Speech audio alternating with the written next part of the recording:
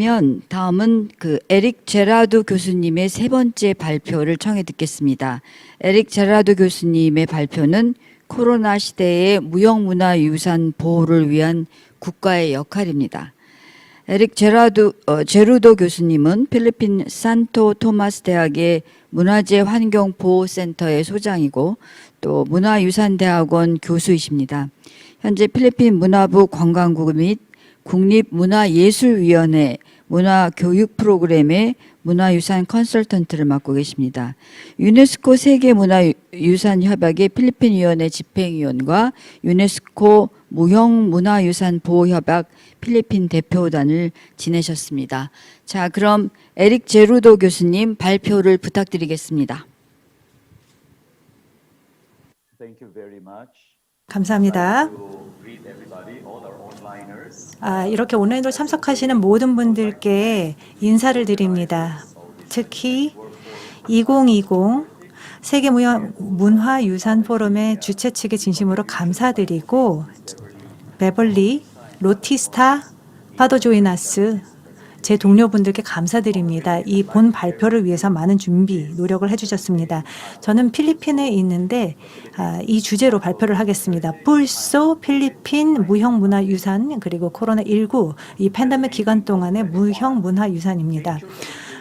바로 우리 기후변화 협약 CO 당사국 총회 20일을 보게 되면 이렇게 나오고 있습니다.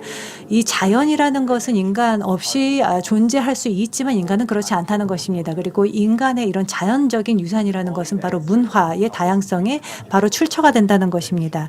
그래서 2003 무형문화유산 보호협약을 보게 되면은 여기서는 무형문화유산이 바로 공동체와 단체 그리고 개인들의 환경과의 상호작용을 보여주고 있고 이것이 자연과 이들의 역사를 반영한다라고 되어 있습니다. 이렇게 무형문화유산이라는 것은 자연과 우주와 그 사람들 간의 조화를 보여주고 있습니다. 필리핀 내에서 우리의 조화가 빠지게 되면은 이렇게 치유자들이나 이렇게 의사들이 와서 뿔소라고 하는 이 맥을 짚게 됩니다. 그래서 이러한 토착민들의 의료 활동을 통해서 팬데믹이 발생을 하였었을 때도 국민들을 구할 수 있었습니다. 이러한 내러티브이 1820년 콜레라 그리고 1920년 스페인 독감이 발생하였을 때도 사용이 되었고 2020년 코로나가 발생을 하였을 때도 활용이 되었습니다. 1820년대 콜레라가 발병을 하게 되면서 그때 스페인 시민 통치하에 있었던 필리핀들을 완전하게 재앙으로 휩쓸게 되었습니다. 그것을 기반으로 해서 콜레라 발병 관련 위생 소독 방역 예방 조치가 채택이 되었습니다. 그래서 아바 오캄포가 지금 상황으로 인해서 이 시대에 정말 재앙적인 상황을 필리핀이 맞이하게 되었다고 얘기를 하고 있습니다. 그래서 이 지역에 있었던 많은 또 집들이 이렇게 완전하게 불 지펴지기도 했었습니다. 처음에 이제 이렇게 콜레라가 상륙을 했었을 때까지만 해도 관료들이 이 사건을 은폐하려고 항구의 위생 문제를 공표하지 않았었습니다. 그래서 이 총독이 홍콩에서 수입이 됐던 담요라든지 약품들을 지방으로 배포하도록 했고 그다음에 마닐라 재래시장들을 검사를 했습니다. 그래서 상한 과일이나 고기나 폐기 대상 그런 생선들이 있는지를 확인을 했고 말린 생선이나 새우 페이스트와 같은 병을 일으킬 수 있는 식품들은 유통이 완전하게 금지되었습니다.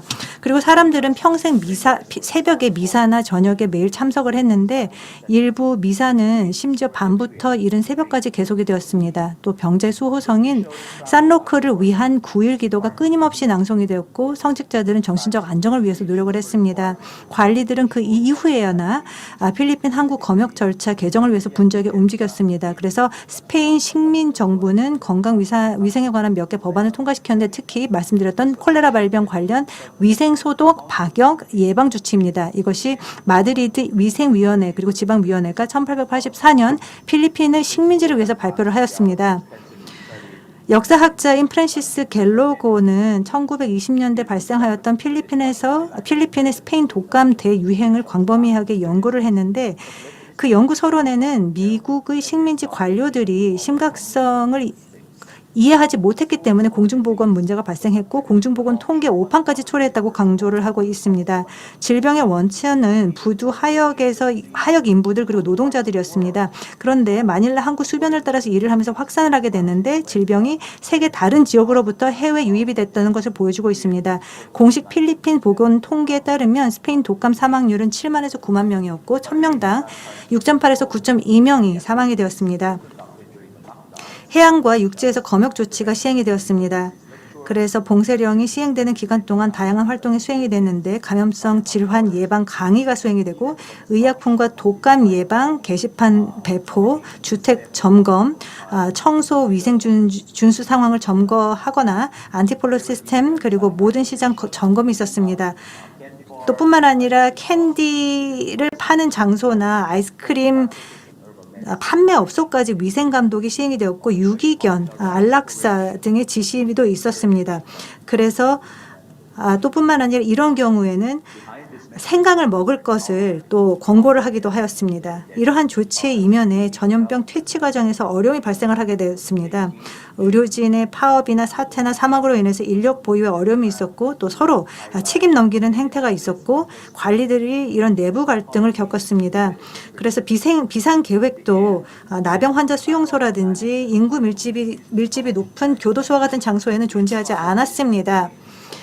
그래서 이때는 이제 이 감염병과 관련한 전염병 관리 매뉴얼이 1919년에 발표가 되었고 이것이 독감의 필수 정보와 프로토콜을 제공하게 되었습니다. 2020년 1분기까지만 하더라도 세상 사람들은 인지하지 못했습니다. 그렇지만 그 이후에 전 세계는 공포와 불확실성으로 중국 우한에서 시작된 신종 코로나 바이러스 공황 상태에 빠졌고 3월 15일 로드리고 두테르테 대통령이 필리핀 전역에 2달간의 봉쇄령을 선포했고 정부는 일반 지침을 지방 공무원들에게 제공해서 보건부 감독과 이를 준수하도록 하였습니다. 그리고 대통령은 바이샤니안 법을 서명을 했는데 이것이 대통령 비상조치법입니다. 특별권한법으로서 30개의 특별 대통령 권한을 행사할 수 있도록 하여서 그를 통해서 코로나 방역을 시행을 하였습니다. 그리고 필리핀 문화정책결정기구인 국가문화예술위원회는 재정 지원을 실직한 문화 종사자들에게 제공하는 프로그램을 하였습니다. 그래서 문화종사자 지원 프로그램은 재난방지부 지휘하에 7,680만의 필리핀 페소 규모의 지원을 15,000명 프리랜서 예술가들에게 제공을 했습니다.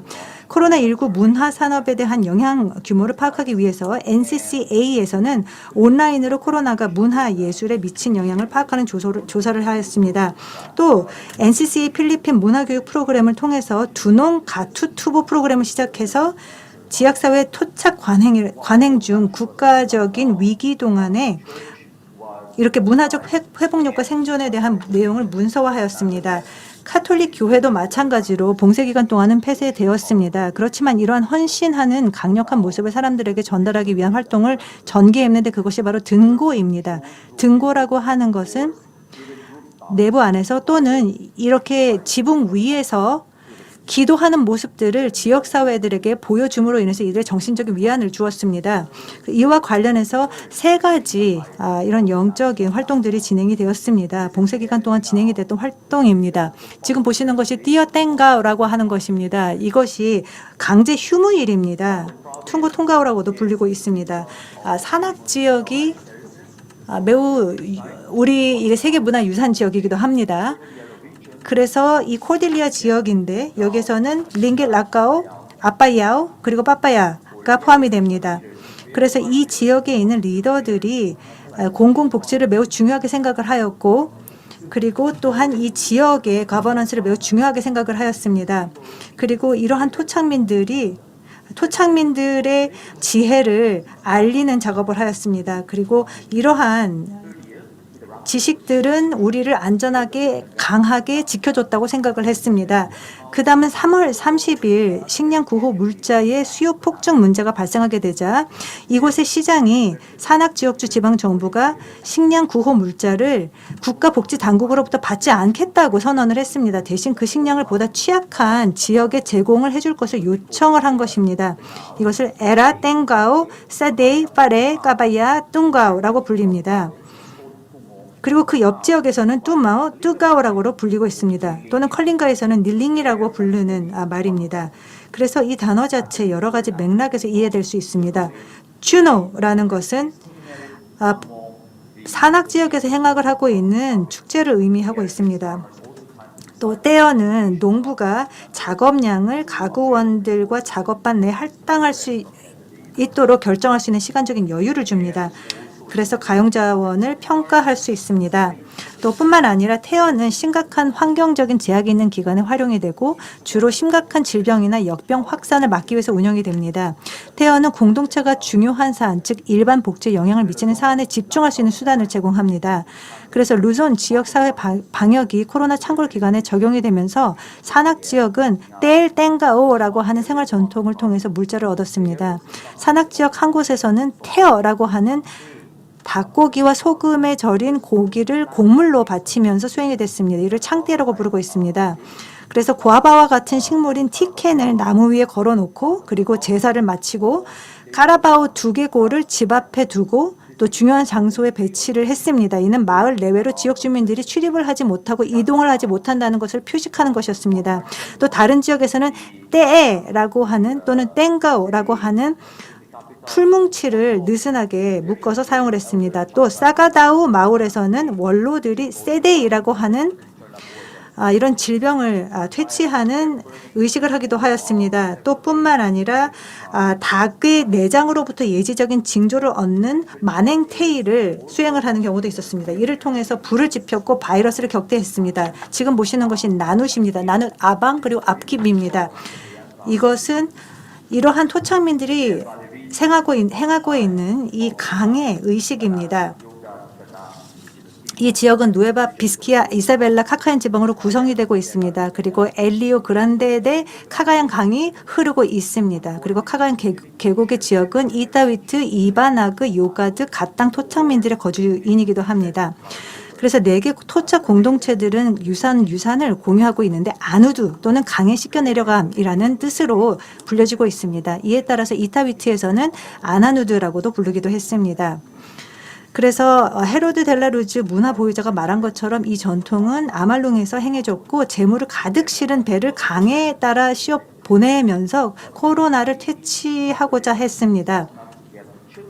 그래서 여러 가지 의도가 있는데 이런 애군을 막으려고 하는 의도로 수행이 됐습니다. 안 좋은 일들을 막기 위해서 축제를 준비하고 또 강의 신이나 영혼을 달래서 생명을 앗아가지 않고 아이들이 물가에서 놀거나 목욕할 때 익사하지 않도록 했습니다. 그래서 준비 과정에서 발행계의 관리들이 이 발사라고 하는 건조를 후원을 했습니다. 목소들은 목수를 하기 위해서 먼저 몸을 닦아야 되는데 14개 부호라고 하는 대나무 맨 아래에 놓고 그다음에 13개, 12개씩 대나무 층을 놓여서 제단을 만들어서 거기에 와인을 뿌렸고 이렇게 제단을 했습니다. 그리고 나서 이제 소카노 집에서 이렇게 청년들이 이렇게 파나나 의식을 치르고자 하는 영적을 준비하게 하게 됩니다. 그래서 배를 어깨에 집어지게 되는데 그 안에는 쌀도 들어가고 또 아픈 아이들의 옷이나 몸을 닦은 천조각이라든지 동전이라든지 여러 가지 물품들이 찾게 되었습니다.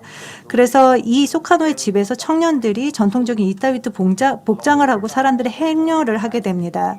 강둑에서는 춤이나 노래, 음악이 있는 의식 절차를 치르고 배는 바닥에 내려놓게 됩니다. 그래서 배가 이런 물건들을 싣고 나서 물살을 따라서 흐르게 되면은 소카르노는 날루게이라고 하는 신을 부리면서 소리를 칩니다. 그래서 신을 불러서 모든 재물을 취하고 공동체가 병에서 벗어나고 아이들 죽음으로부터 구하게 되는 의식을 하는 것입니다. 마지막으로 말씀드리는 것은 파나마 뚜카악이라고 하는 것은 그 닭을 사용을 해서 의식을 취하는 것입니다. 아타 부족이 질병을 쫓기 위해서 의식을 한 것입니다. 그래서 흰닭 한 마리를 제물을 바치고 있습니다. 그래서 오버만 누보라고도 알려져 있습니다. 가바와라고도 불리고 있습니다. 또 뿐만 아니라 만다오 섬은 이렇게 전국 내에서 이렇게 가장 높은 토착 공동체가 밀집되어 있는데요. 여기에는 11개 부족들이 살고 있습니다. 무슬림인인 이라눈이나 마기다둥, 타수크, 사마, 마라나우 등이 있습니다.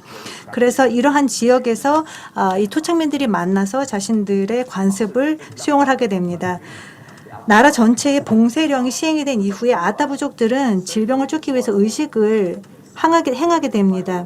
그래서 부족의 지도자인 다뚜 루마용이 의식을 수행하기 위해서 마을의 집 앞에 흰 닭 한 마리를 제물로 바쳤습니다. 그래서 흰 닭은 감사함의 뜻이기도 하고 미래로 나아가야 할 길을 얻는 것이라고 믿었습니다. 그래서 먼저 닭을 잡아서 닭에서 피를 뽑아내게 됩니다. 그래서 그 닭의 피를 집 내 귀퉁이에다가 떨어뜨려서 아군을 막고 그리고 다른 징조들을 막는 그런 의식을 치르려고 하는데요. 그리고 나서 피를 흘리게 된 닭은 곧 풀러 이렇게 쓰러지게 됩니다.